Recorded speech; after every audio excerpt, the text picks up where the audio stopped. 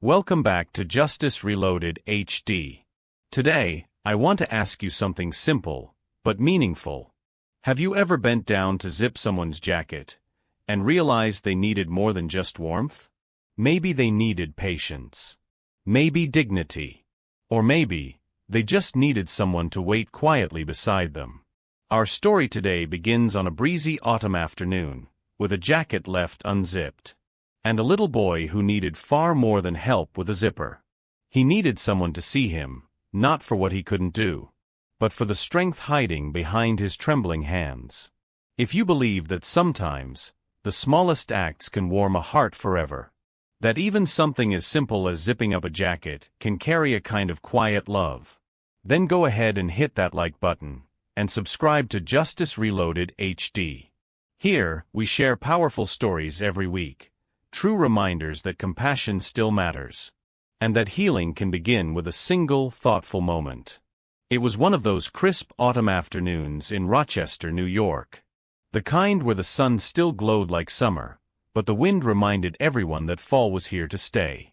The patio of the little corner diner was busy, filled with people sipping warm cider and chatting over plates of chili and cornbread. At one corner table, a sharply dressed man in a dark wool coat was on his phone, his voice low but commanding. That was Mr. Harold Whitaker, known in headlines as a pharmaceutical tycoon, but in this quiet space, just a man finishing lunch with his son. Next to him sat Max, 8 years old, small for his age, bundled in a puffy jacket that was only half-zipped. His hands trembled slightly, fingers twitching against the metal pull of the zipper. Max was born with a neurological condition that made fine motor tasks a daily challenge. Right now, with the wind sneaking under his coat and tugging at his sleeves, zipping up that jacket felt like a mountain. Harold didn't notice at first. He was caught in a conversation about licensing agreements, his brow furrowed, his free hand gesturing in the air. Max kept tugging. The zipper caught at the midpoint and stuck. He bit his lip, trying not to show frustration. That's when Emily Foster saw him. She had just dropped off a tray at the next table, the steam from a bowl of soup rising like breath in the chill. She noticed Max huddling into himself, shivering slightly, his tiny fingers pulling, tugging, then pausing in quiet defeat. Emily didn't hesitate. She walked over with soft footsteps and knelt down slowly, not towering over Max, but lowering herself to his eye level. Her smile was gentle, not pitying. It was the kind of smile that didn't make a child feel broken. "Well," she said with a playful whisper, "this zipper's got an attitude today, huh?" Max looked up, startled, then gave a tiny nod. Emily leaned in just a little and added, "Let me see if I can talk it into behaving." She reached out, but not quickly.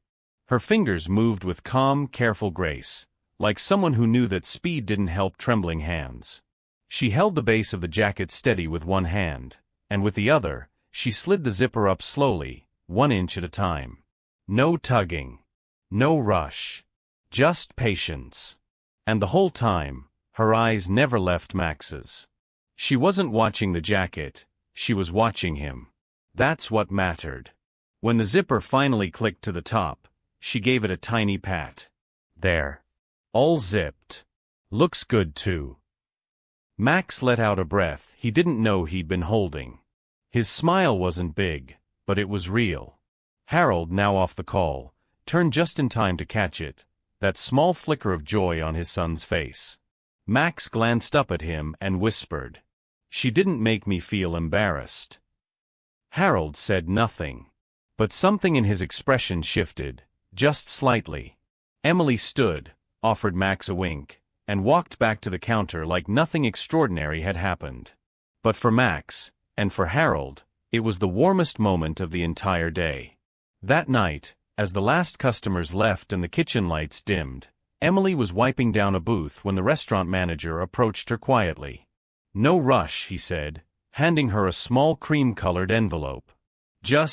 Someone asked me to give you this." Emily looked down. Her name was written in neat, slanted handwriting, ink that suggested both precision and weight. She opened it slowly, expecting maybe a thank you note or a lost and found receipt. But it wasn't that.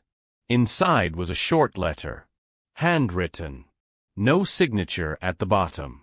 But she knew who it was from the moment she read the first line. You didn't just zip up a jacket today.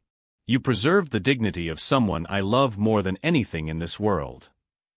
Her breath caught slightly. The ink continued. I'd like to ask you for a favor. Not as a waitress. Not for pay. But as someone who clearly understands patience in a way I never could. Would you consider coming to our home, just for a few afternoons?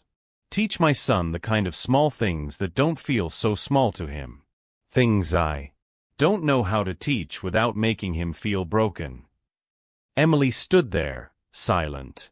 Her fingers curled around the letter, heart unsure. She had worked with children before, as a rehab nurse, but it had been years. And this wasn't clinical. This was personal. She folded the letter back into the envelope and tucked it into her apron. That night, she didn't sleep much. By morning, she had nearly talked herself out of saying yes. It wasn't about time or compensation. It was about what would happen if she got too close, if the boy began to rely on her, only for his world to shift again. But life, as it often does, answered her uncertainty in the softest way. The next afternoon, as she refilled napkins at the condiment station, she heard small footsteps behind her. She turned, and there was Max. He wasn't with his father. He had walked in with the restaurant hostess, holding something carefully in both hands. A piece of thick orange yarn looped through a plastic zipper pull. Roughly braided. A little uneven. But unmistakably handmade. He held it out with a shy grin. I made this, he said.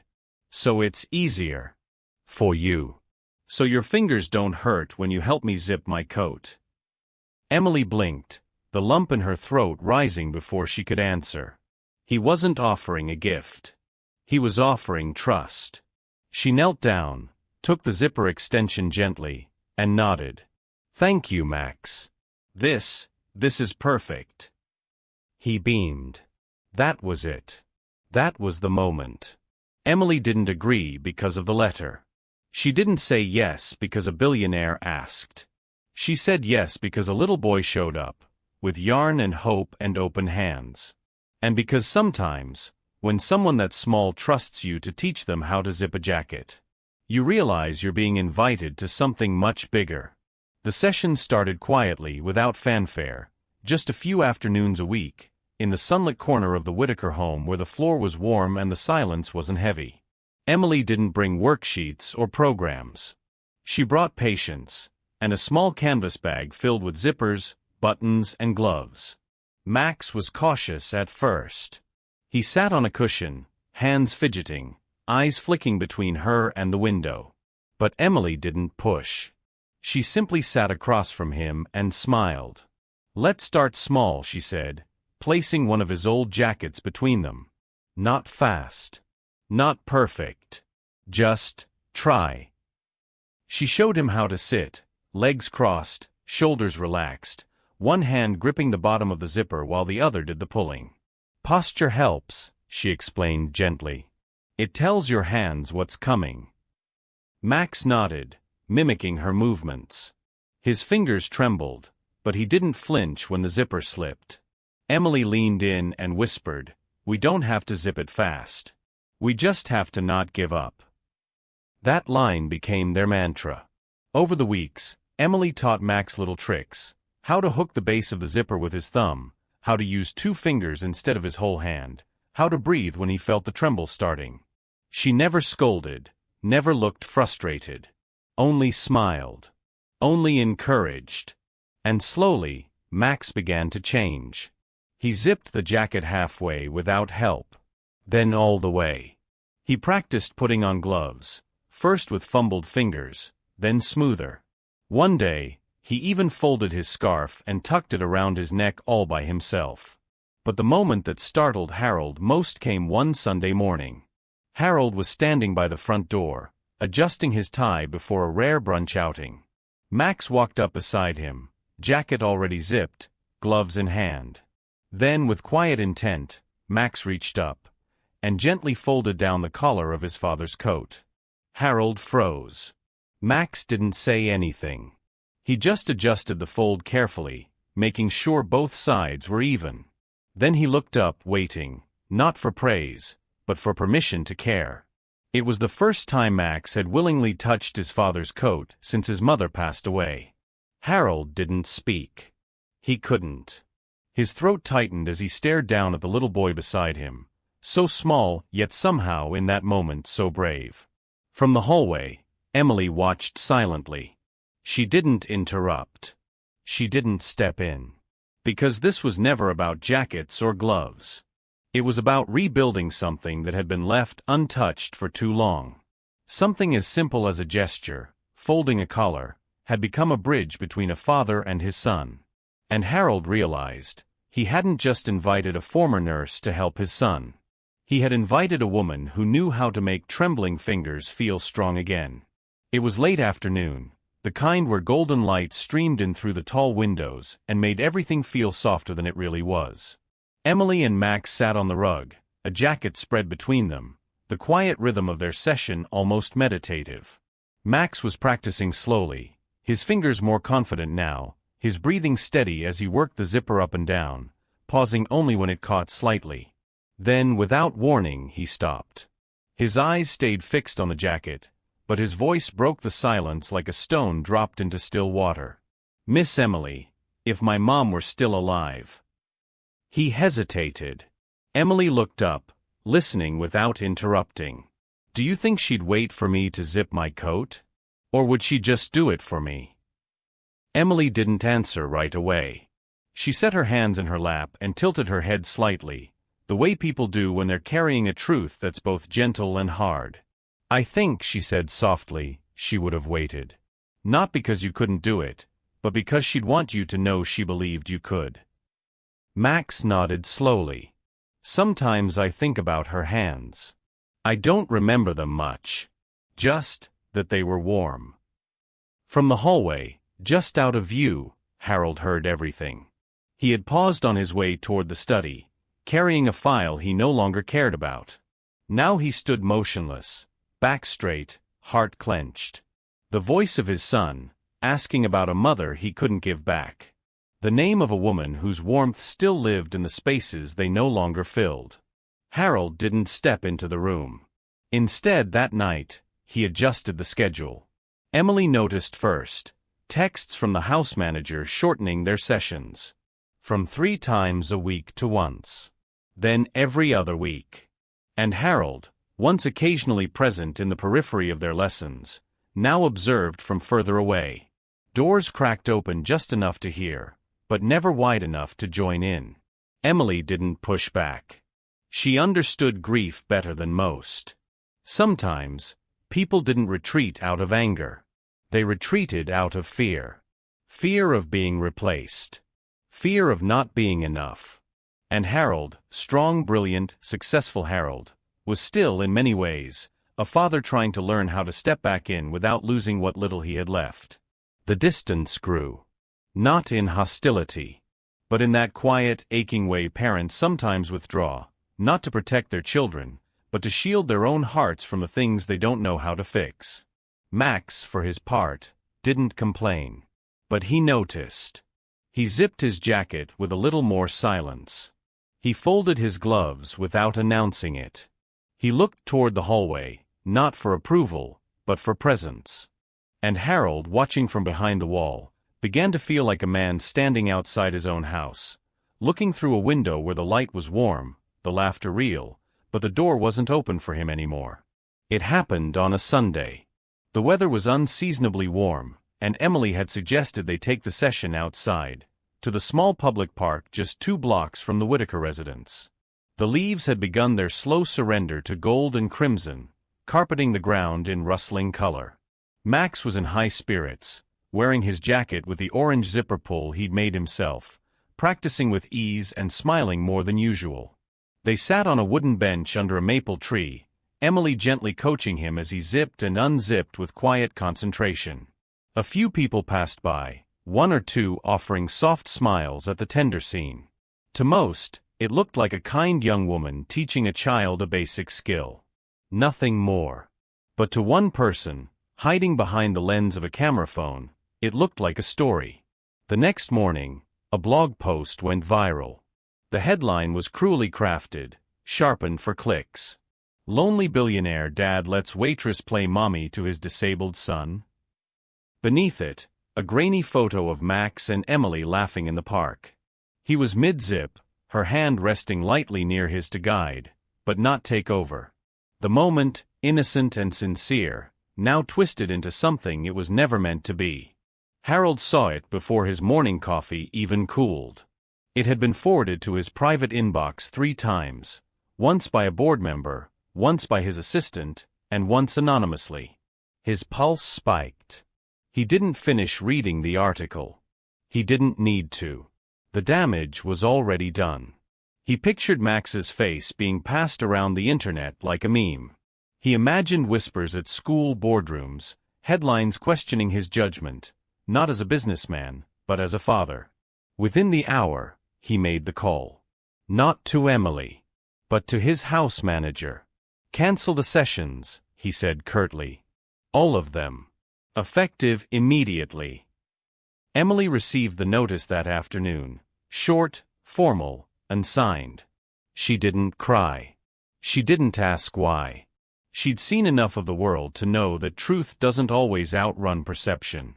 That evening, she returned to the Whitaker home one last time, not for a session, but to leave something behind. She placed the orange zipper pull on the entryway table, exactly where Max would find it. Alongside it, she tucked a note written in her neat, steady hand. "I didn't help your son zip his jacket. I stood beside him while he remembered that his hands weren't useless." No signature. No request for explanation. Just the quiet dignity of someone who had done the right thing, and knew when it was time to walk away. She left without knocking. Without waiting. Inside the house, Harold watched from the upstairs window, her silhouette shrinking as she walked down the driveway and disappeared into the gold of the fading afternoon. And for the first time in weeks, the house felt colder. The temperature had dropped sharply overnight. Frost clung to the grass like powdered sugar, and the wind carried a chill that slipped under coats and into bones. Harold noticed it first when Max came down for breakfast, barely dressed for the weather. He wore a thin sweater, the sleeves pushed up to his elbows, no jacket in sight. "Max," Harold said, setting down his coffee. "Where's your coat?" Max didn't meet his eyes. He climbed onto the kitchen stool and shrugged. "I'm fine. But it's freezing out." "I know." Harold walked to the hallway and fetched the familiar jacket, the navy one with the soft lining and the orange zipper pull that used to make Max smile. He brought it back and held it out. "Here. Put this on." Max stared at it for a long moment. Then, slowly, he shook his head. "No." Harold blinked. "Why not?" The boy's voice was quiet, almost flat. "Because no one teaches me how to zip it nice anymore." The words hung in the air like cold smoke. Harold knelt beside him, setting the jacket on his lap. "I can help you," he offered. Max hesitated. "But you don't do it like she did." "Like who?" "You know." Harold felt the sting before the name was even said. He closed his eyes for a breath, then opened them to meet his son's. "Is that why you're not wearing it?" Max nodded slowly. "I get it stuck a lot. And I don't want to mess up. There's no one to wait." It wasn't about the zipper. It never was. It was about what it meant when someone waited with him, when someone knelt down and gave him the time, the space, the belief that he could do hard things without shame. And Harold realized something painful in that moment. His son wasn't afraid of the cold. He was afraid of failing without someone beside him who understood what that felt like. Later that day, after Max had gone to school, Harold sat alone in his office. The silence wrapped around him, filled not with peace but with regret.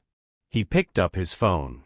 After a few calls and one long drive across town, he found the building, an old community center that hosted physical therapy classes and outreach programs. A paper sign on the door read, "Volunteers Welcome." He walked in, suit and all, and asked for Emily Foster. She was in the back room, seated on the floor with a group of children, helping them thread shoelaces through wooden boards shaped like sneakers. Her hands moved gently, her voice low and encouraging. When she looked up and saw him, she didn't speak. Neither did he, for a moment. Then Harold stepped forward, removed his gloves, and said quietly, "I need to learn. Not about jackets. About how to be the kind of father who waits. The kind who doesn't rush. The kind who starts small." Emily studied him for a moment, reading not just the words, but the man behind them. Then she gave a small nod. "All right," she said. "Let's start with the zipper." The gymnasium was filled with folding chairs, laughter, and the soft buzz of anticipation. Banners hung from the ceiling, hand-painted by children, each one bearing the same 3 words in bright, uneven letters: "Pull with care." It wasn't a medical conference. It wasn't a fundraising gala. It was something far quieter, and far more profound. This was the launch of a new kind of program. One that didn't teach kids how to be normal, but how to find strength in their small daily victories. Harold Whitaker had funded it. Emily Foster had designed it. And Max was the reason it existed at all. The idea was simple: teach children with physical challenges how to master delicate movements that others took for granted. Zipping a coat, buttoning a shirt, tying a shoelace, pulling on socks without help. But the philosophy behind it ran deeper. It's not just about independence, Emily had explained at the planning meeting. It's about dignity, and being seen, and knowing that someone believes in your hands, no matter how they shake. Now on launch day, the room was full: families, therapists, neighbors, even a few reporters who had heard rumors of the once reclusive billionaire doing something human. Emily stood near the stage, clipboard in hand, trying not to tear up as she watched the kids, each one wearing a name tag and a smile that didn't need coaxing. Then, Harold stepped forward to the microphone. He wasn't a man used to public speaking without a script. But this time, his words were unscripted and honest. "This program was born out of a mistake I made," he began. "I believed that helping someone meant doing things for them. I forgot that sometimes the most powerful help is simply standing beside them while they learn to do it themselves." The crowd was silent. Then, he gestured toward the steps. "My son Max would like to say a few words." There was a pause.